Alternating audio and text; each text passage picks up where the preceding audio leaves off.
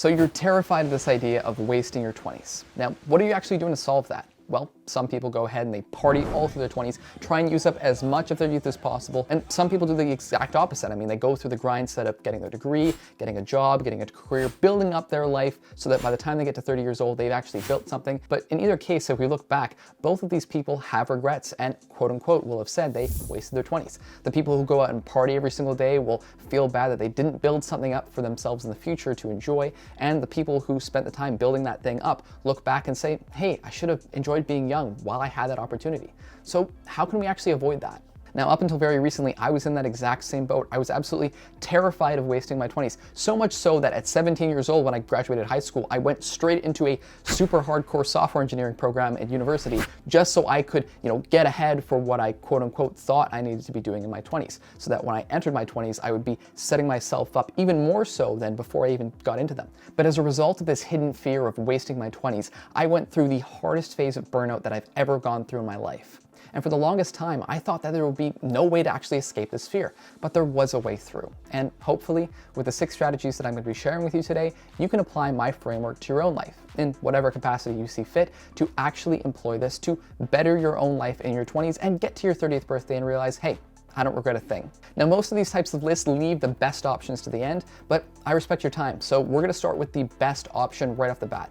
And that is, you have to actually be able to balance your preparation for the future with the enjoyment of today. Between the ages of 17 and pretty much now, I was very in a hardcore mindset of actually doing as much future preparation as physically possible, investing as much money, working as hard as I can, just becoming a learning machine, which I'm still not dropping, but it led to a cycle of burnout that was just not healthy for me. I was losing sleep, I was losing weight, it was just not a good time.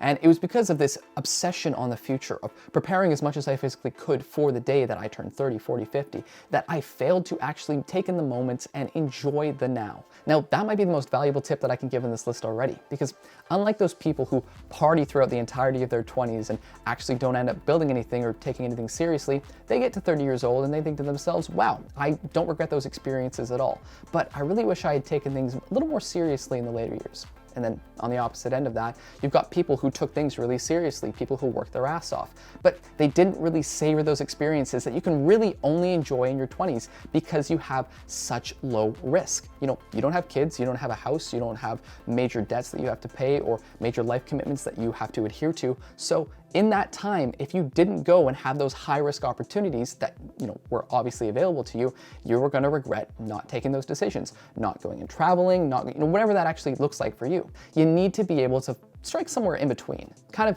end up in the middle. I mean, that's what I'm doing.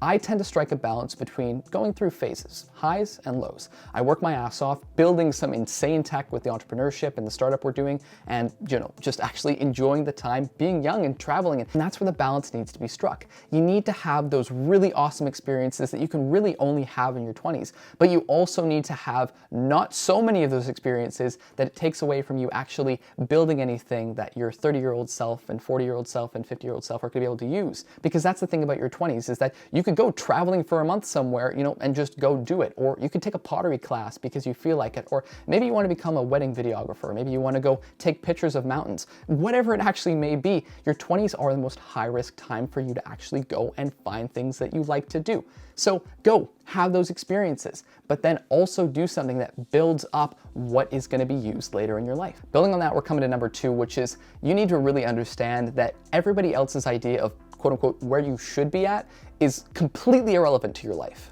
I'm not just talking about looking up and saying, wow, those people are so much farther ahead than I am. I'm never going to get up to where they are. I also mean, don't actually look down at the people who are below you and go, wow, I'm so much farther ahead than them, and that makes me feel great. Because whether we like to admit it or not, comparison is the thief of joy. Looking up allows you to go, wow, I'm not nearly as advanced in what they are, but looking down makes us feel good because it makes us feel like we're further ahead than someone. But you can't do either, because either of those things aren't productive to actually building what you want to do in your 20s. Whether that is going and partying as much as you want or building something that you're actually going to be using in your 30s, 40s, and 50s, having that comparison and having other people's idea of where you need to be is completely irrelevant. You can take other people's advice, but the fact is no one has the specific constraints of your life. Nobody has the amount of siblings you have and the location that you live and the same parents you have and the same. There are so many unique individual variables in your life that are unique to you that there is no way that anybody else could possibly replicate them. So why is it that when other people give us their opinions of what they're doing in their life and what you need to be doing in your life, we listen to them? Because those people aren't like us. Those people weren't raised the same way we were raised. Those people don't know the same things we know. Those people haven't met the same people that we've met. Everyone's idea of where you should be is completely irrelevant because the only thing that matters is where you actually want to be. And that's part of the reason why my favorite poem of all time is The Road Not Taken by Robert Frost. It talks about basically two different paths in the wood, and the poem ends with, I took the one less traveled by, and that makes all the difference. So trying to base where that road is off of what other people are saying is crazy. If other people want to weigh in on their opinions, I'm okay to listen to those opinions and take that into consideration as I adjust. But it's just that. I am the one adjusting it, not other people. Moving on to number 3. Know what actually makes you happy, not what you think makes you happy. Now this one sounds like a little bit of a paradox, but I'm going to explain it as simply as I can. Now if you actually want to know what makes you happy in life, all you need to do is answer this question. If you had $1 million, what would you buy?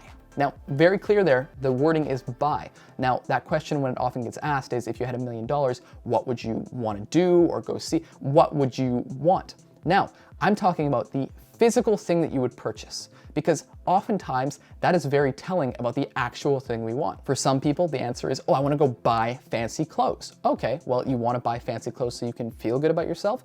Well, then you don't want fancy clothes, you want to feel good about yourself. Or perhaps it's, oh, I want to actually go and buy a trip to this country. And it's like, well, okay, do you want to go buy a trip to that country so that you could just physically stand there, get off the plane, stand there and say, well, I'm here, get back on the plane and then go? Usually not. You usually want to meet new people, have exciting experiences, do things and see things that you wouldn't have already seen otherwise. And that's just it. Knowing what the derivatives of what make you happy are going to take you so much further in your 20s, because all of a sudden you're going to understand that, okay, no, I'm not buying this thing for this thing. I'm buying this thing because it's going to make me feel good. Now, don't get me wrong here. I'm not saying by any stretch that you should feel bad if you're getting happiness from going and purchasing things. I mean, for example, if I go purchase a new camera and I record some really cool videos of something that I want to take a video of, I understand that I am enjoying the process of recording something with a camera, and that's where the happiness is coming from. But I still need the camera to get there. So buying the camera for myself is going to make me happy because I know that eventually it's going to lead to what actually gives me happiness in the moment. So you shouldn't feel bad about that. But actually knowing what makes you happy in your 20s as opposed to just what corporations or other people tell you or make you think will make you happy will take you so much further, because it'll allow you to actually define your expectations based on reality rather than what you think makes you happy. Now, number 4 here perfectly builds on everything we've talked about so far. I mean, throughout this list, I've talked about things that are really high-risk opportunities that you can only take in your 20s, but also building things that you would be using in your 30s, 40s, and 50s. So this one actually ties into the building portion of things, and that's having 4 North Stars. Basically, you need to have 4 North Stars in the form of goal setting that you continually look toward every year, even as time goes by. Now, let me give you an example. For me, my 4 North Stars are 1 year, 5 year, 10 year, and 20 year. And all of those things that I set within those time frames, being my 1 year goals, my 5 year goals, my 10 year goals, my 20 year goals, doesn't matter. Everything that I set within them allows me to look at things objectively within the short-term period and in the long-term period for goal setting. So when I'm setting my goals for next year, I can actually see what is going to be happening within the next year. I can visualize that. I may not be able to visualize 5 years as well. I certainly may not be able to visualize 10 years as well, and I can't even imagine what my life would look like 20 years from now. But being able to actually take the time and understand, okay, I know what my goals are going to look like a year from now, 5 years from now, and then seeing as it gets blurry, this allows you to actually set realistic expectations of where you want to go. Compounding is literally like magic. Compounding is like magic when it comes to investing, when it comes to the skills you're building, when it comes to the relationships you have. It works wonders. Because like every person who's ever worked their way up to making $1 million on their own knows, you need to be able to be okay with not seeing huge progress off the bat. It's incremental progress over time, one step at a time. The journey of 1,000 miles begins with a single step, however you want to phrase it, that is actually going to pay off the results in the long term.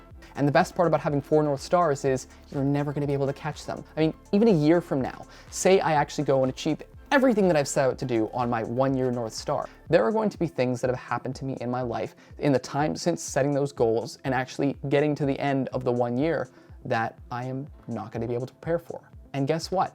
By the time I finally get to that year from now mark, 365 days later from when I've set that goal, my 1-year North Star, it's going to be 1 year forward. It's going to be looking to next year, because the goalposts are always moving. It's always going to be 1 year away, 5 years away, 10 years away, 20 years away. The time doesn't decrease as time goes on. It just continues to improve and evolve as my goals and myself evolve. I'm never going to be able to catch up to myself 1 year from now, 5 years from now, 10 years from now, 20 years from now.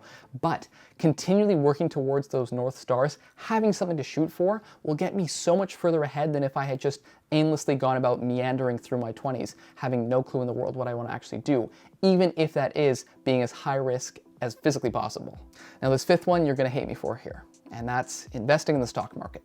For the long term, time in the market, not timing the market. Not day trading, not trying to pick when a stock will go up and down, taking money, taking a solid set of money, income that you've invested automatically into S&P 500, ETF, and you've put it in there and you don't think about it for 20, 30, 40 years. Not even just going towards retirement, actually just building wealth in general. It's got to be done. For me, it's a non-negotiable. Like I mentioned in a previous step, compounding is literally magic. I mean, I cannot overstate that enough. And I get paid literally $1,000 in dividends every year just from having money sitting in those investments. And while you might be saying to me, well, Josh, okay, come on, you have to have your money sitting there first. I mean, it's not free money. You had to lose money. So why wouldn't I just spend the money I do now?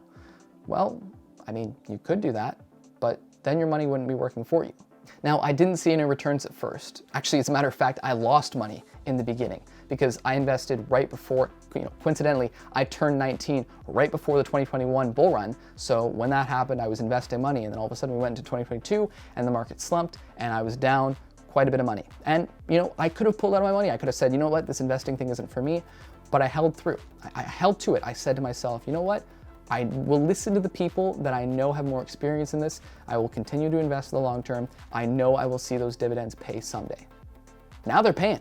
Now moving on to our final item on the list. Now I told you at the beginning of this video that I was gonna start with the best, so it seems only fitting that I should finish with the second best. And that's build something in your 20s that your 30-year-old self will thank you for. But think about it like this. If our 30-year-old self were to walk through a portal right now, sit down for an hour with us and have coffee and talk to us, there is one thing that they wouldn't have that we do: time.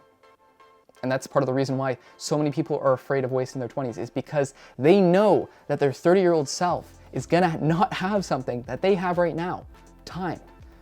And so if they sat down and had that conversation with their 30-year-old self, and their 30-year-old self was not able to say, thank you for using the most of that time while you had it, because it's made my time now easier, better, whatever it may be, because you've used that time effectively.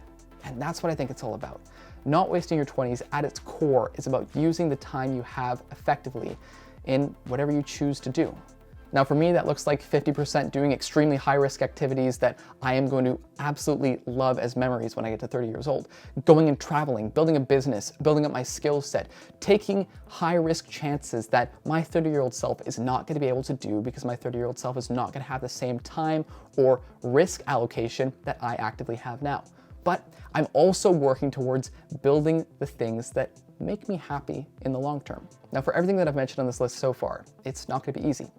It's going to take energy, it's going to take money, and it's going to take time. But guess what? You're in your 20s and you have all of those things available to you right now. And I'm not asking you to go build the next Facebook. I'm asking you to do something that is truly meaningful to you and build something that your 30-year-old self will thank you for. When you're in your 20s, you have the greatest amount of energy and time available to you than in any other decade in your life. And the reason why we're all scared of wasting our 20s is because we're all scared of squandering that time and squandering that energy when we still have it. So if you follow the 6 steps on this list, while I can't guarantee that you're going to conquer your fear of wasting your 20s, I guarantee you that you will take significant strides to being less afraid of doing so. Thank you so much for watching, and as always, be sure to subscribe for more content like this. My name is Josh Mountain, and I'll see you in the next one.